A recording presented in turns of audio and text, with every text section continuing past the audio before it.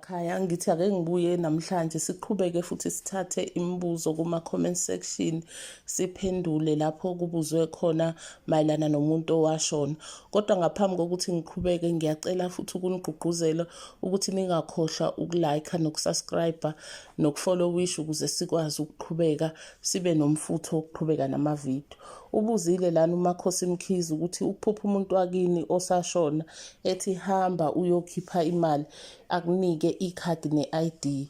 Lokhu-ke kusuke kusho kona ukuthi uphiwa amandla noma inhlanhla yokuqhamuka nezindlela zokwazi ukuthi uziphilise noma uzinothise ngekhono elisuke likhona kuwena njengoba ubona unikezwa ne-ID.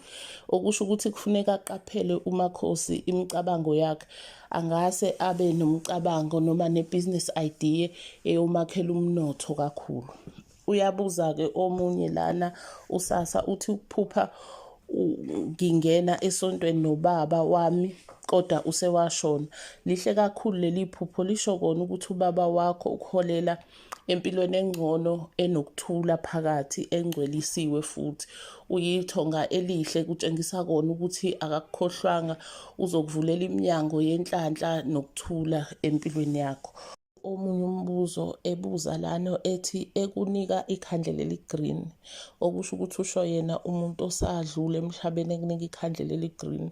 Lokhu kusuke kuyibiko lokuthi kumele ulithole leli khandlela, ulisebenzise lona ukuze ukwazi ukuthi uvune okuhle empilweni yakho. Kusho ukuthi lana ukunikeza indlela yokukwazi ukuxhumana nazo idalwa zakini uma ukhulumisa isimo lana sokuzaleka kwenhlanhla yakho noma sokuzaleka komnotho wakho.